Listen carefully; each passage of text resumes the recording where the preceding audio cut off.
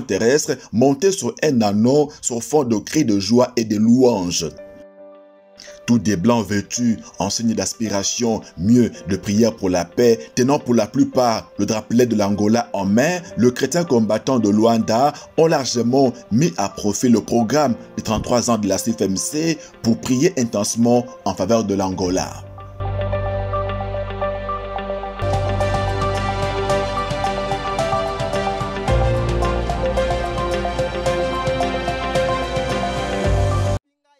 Dimanche 24 mars à la Cité des Triomphes, nous avons été édifiés par le témoignage d'un couple qui a profondément cherché la face de l'Éternel au ministère chrétien du combat spirituel. Ce que le couple d'Isanka a vécu nous a rappelé l'impact de paroles et de actes. Tenez, d'abord pour l'homme, son principal géant c'était l'esprit de chien. Ce dernier lui avait apporté l'impudicité et l'inconsidération ou le rejet. S'agissant de l'impudicité, le point de départ a été les paroles prononcées à sa naissance au village. J'ai été accueilli par toutes les vieilles femmes du village, de famille.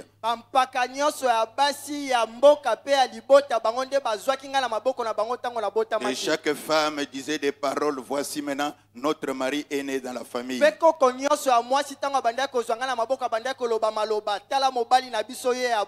À chaque mois, on devait m'amener aux immondices pour faire des cérémonies.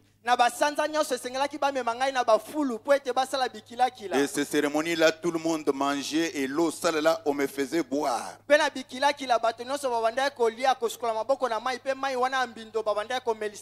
Tout cela puisque je suis né 4e après les filles. Toutes les saletés qu'ils avaient en main, ils me frottaient ça sur le corps. C'est lorsqu'il s'est engagé dans la recherche de sa délivrance au ministère que le géant de l'impudicité a été terrassé.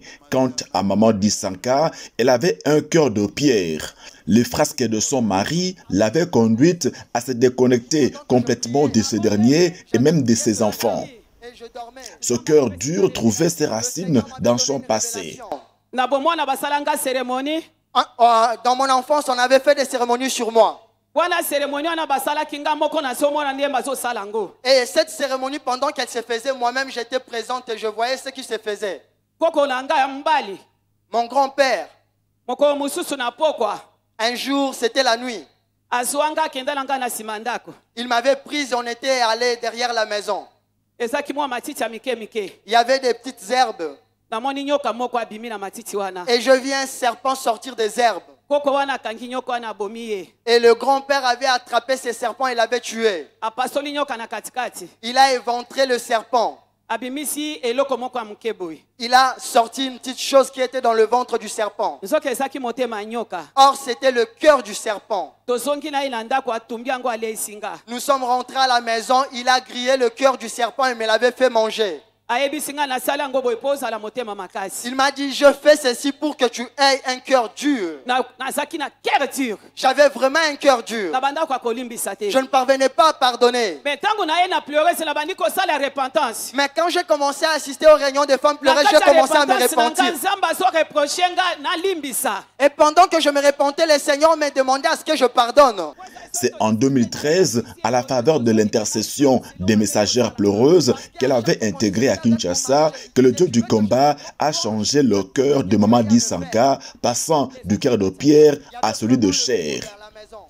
C'est alors qu'elle a sincèrement pardonné à son mari et demandé pardon à ses 9 enfants. Depuis, l'harmonie a élu domicile dans leur foyer. Le couple d'Isanka tenait à nous partager ce témoignage pour nous mettre en garde contre les effets des paroles prononcées et des actes posés sur les enfants. Nous sommes venus remercier ce Dieu de papa et de maman Langui. Que le Seigneur bénisse papa Alain.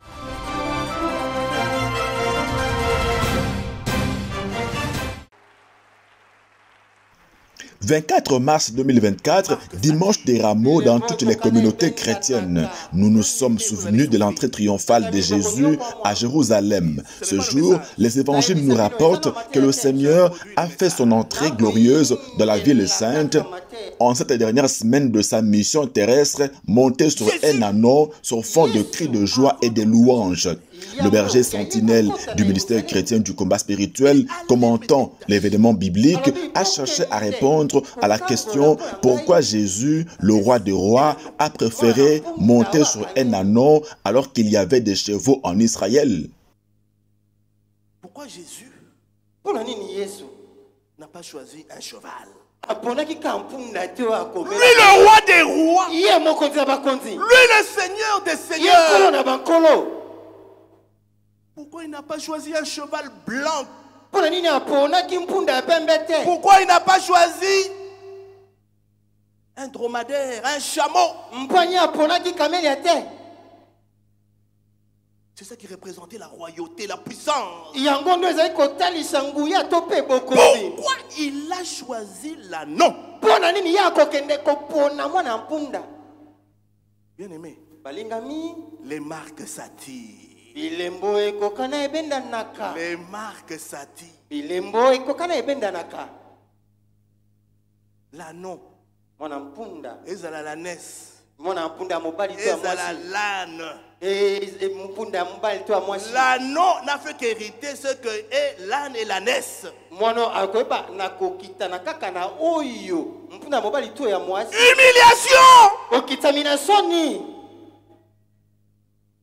Le plus humilié des animaux, c'est l'ânon, c'est la nesse, c'est l'âne.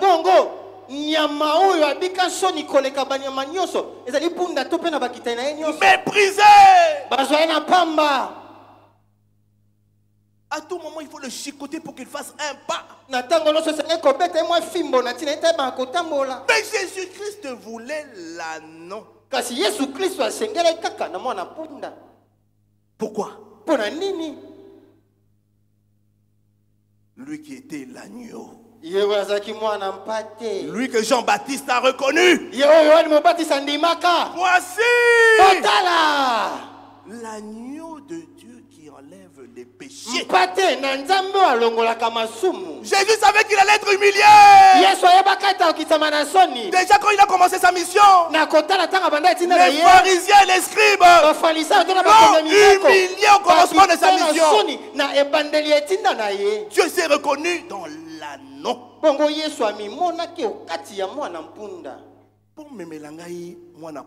Amenez-moi cet anneau. Et le jour que Jésus est monté, les gens ont vu la gloire. Les gens ont vu la gloire du Seigneur.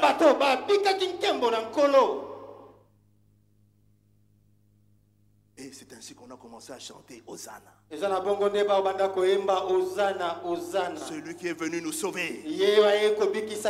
Béni soit celui qui vient au nom de l'Éternel. Béni soit le fils de David. Mais sur l'ânon, humble était-il Jésus-Christ. Humble était cet anneau.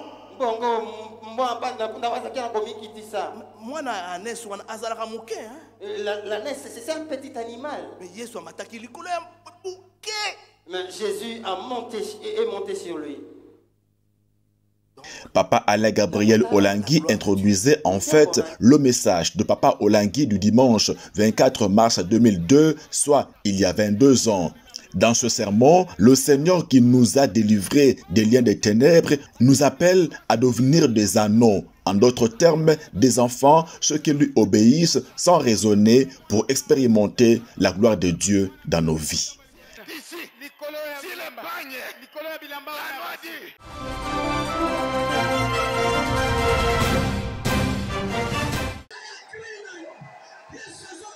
La vitalité spirituelle de Mahanaim City au quartier Mpassa à Kinshasa n'est plus à démontrer. Sur instruction de la haute hiérarchie de la fondation Olangui Osho, les activités spirituelles montent en intensité et en densité sur ce site très éloigné de la cité de Triomphe et situé à l'est de Kinshasa. En témoigne le programme de retraite qui a eu lieu le week-end dernier. Cette retraite a porté sur le thème « Le nouveau départ ». Le disciple de Jésus, Théophile Chimanga, était le principal animateur. Sur base du récit biblique de la femme cananéenne, dans Matthieu 15, 22 à 28, le disciple de Jésus a expliqué que le nouveau départ se réalise lorsque le chrétien en vient à bout des deuxièmes voies et de l'identité maléfique. Pour la femme en quête auprès de Jésus de la guérison de sa fille, tandis qu'elle soumettait au Seigneur sa demande, spirituellement, devoir crier contre elle en même temps que son identité spirituelle de chienne entravait la réponse divine. Mais sa foi et son humilité ont eu raison de toutes les condamnations. Elle a finalement obtenu de Jésus la guérison de sa fille. Le disciple Théophile Chimanga a dans la même logique monté en épingle sa victoire sur la limitation familiale dans le domaine des études. Ce, à la faveur de sa venue au ministère et surtout de son engagement dans la mission du Seigneur à Libreville au Gabon. Le plafond familial, c'est le diplôme d'État. Mais avec le Dieu de la JCC, Théophile Chimanga l'a brisé en ce sens qu'il est en passe de terminer ses études doctorales. Le nouveau départ est possible pour le chrétien qui est déterminé à en découdre avec le voie des condamnations et à se départir de l'identité de malédiction de la prière fervente du combat spirituel. L'organisation de ce programme de 48 heures a rencontré les attentes de chrétiens combattants d'Ompassa et de quartiers environnants. Les choses s'étaient très bien passées. Ça nous a facilité beaucoup de tâches puisque même les gens qui ne partaient pas à la 17e, au programme de la 17e pour les problèmes de transport et confort, avaient été facilités.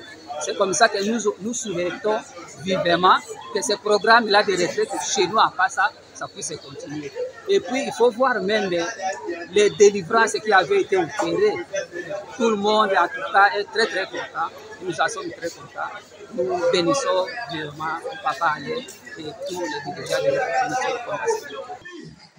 Ce programme était le premier du genre de l'année au site d'Mpassa. Il a marqué la reprise de retraite et de veillée d'armes ici, activités qui ont été suspendues dans le souci de réorganisation.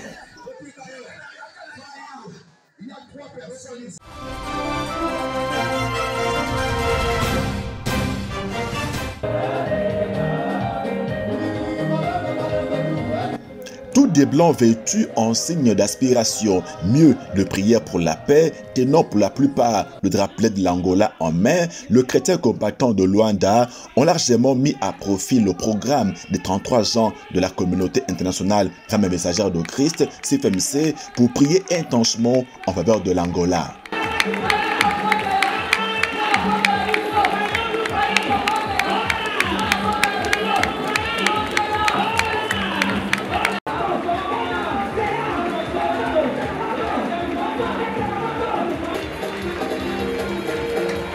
Lors des 3 journées d'intercession organisées dernièrement à Siloé, les membres de la CFMC, du CPM et de la JCC, unis comme un seul homme, ont recommandé les autorités nationales, provinciales et locales de leur pays entre les mains de l'Éternel.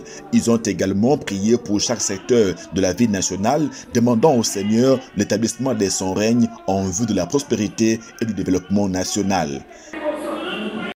À la clôture de ces journées et aux couleurs de la CFMC, les participants ont encore prié en fonction de 2 Chroniques 7:14. Dieu dit, si mon peuple sur qui est invoqué mon nom s'humilie, prie et cherche ma face, et s'il se détourne de ses mauvaises voies, je l'exaucerai des cieux, je lui pardonnerai son péché et je guérirai son pays.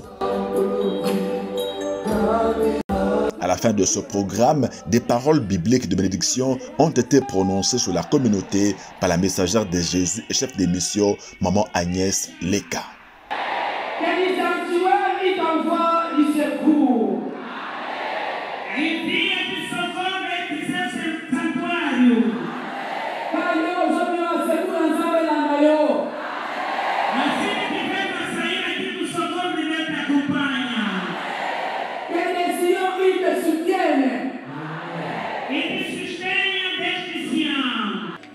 Manifestement, le Seigneur était au rendez-vous pour répondre à la prière de son peuple pour sa nation. Heureuse la nation dont l'Éternel est Dieu. dit la Bible.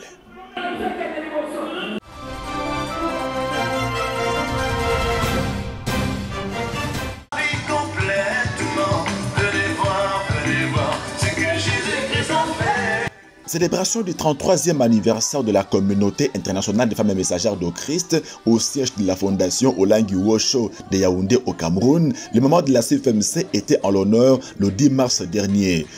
Un honneur qui a été partagé par toute la communauté autour d'un thème d'intercession en faveur de leur pays, le Cameroun. Femme, lève-toi comme Déborah et crie pour ta nation. Les différentes intervenantes, toutes des messagères consacrées, ont exhorté les mamans à prendre davantage conscience de leur rôle de mère pour leur famille et pour leur nation. Dans le livre de Juges, il est dit que lorsque Déborah s'est levée comme une mère en Israël, le pays fut délivré de la domination de l'ennemi et connut 4 décennies de paix. La femme camerounaise, membre de la CFMC, a été conviée à prier pour la paix et le développement de son pays. Tout au long de ce programme, plusieurs femmes ont témoigné la victoire sur les lois spirituelles établies de leur famille. Je suis dans ce ministère par la grâce de Dieu. Quand moi j'étais en train de creuser, pourquoi? Parce que dans notre famille c'est un système. On va trouver les filles jeunes mères, les maris sont décédés. Elles élèvent les enfants seules. Et quand je vais demander à Dieu, Seigneur, pourquoi? Il va me dire, regarde, dans une révélation, il va me dire, regarde la hache qui est suspendue. Et j'avais la hache suspendue, mon mari était à genoux, j'étais debout. Donc nous-mêmes, nous sommes les sacrificatrices dans le monde des ténèbres. C'est nous-mêmes avec nos âmes qui sacrifions, qui tuons nos enfants, qui tuons nos maris. Ah, Jésus, bien aimé, j'étais en train de pleurer et moi je disais, moi dans mes sauts, même quand je me réveille, je dis toujours, je ne sacrifierai pas mon mari. Je ne vais pas nourrir le trône du serpent de la maison de mon père. Si eux, ils ont sacrifié parce qu'ils ne connaissaient pas, moi avec le Dieu de l'âme, je ne sacrifierai jamais ni mon mari, ni mes enfants au nom de Jésus. Dans cette ambiance de célébration, les hommes du Centre Peniel Mondial, de cœur avec leurs épouses et moments de la CFMC, les ont encouragés par la remise d'un bouquet de fleurs.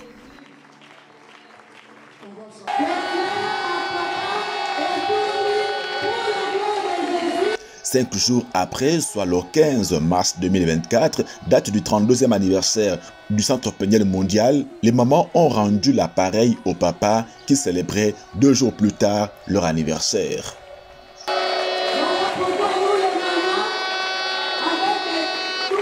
« 33 ans CFMC et 32 ans CPM à Yaoundé, Jésus-Christ est Seigneur et l'œuvre continue sur les traces de la vision laissée par le couple visionnaire.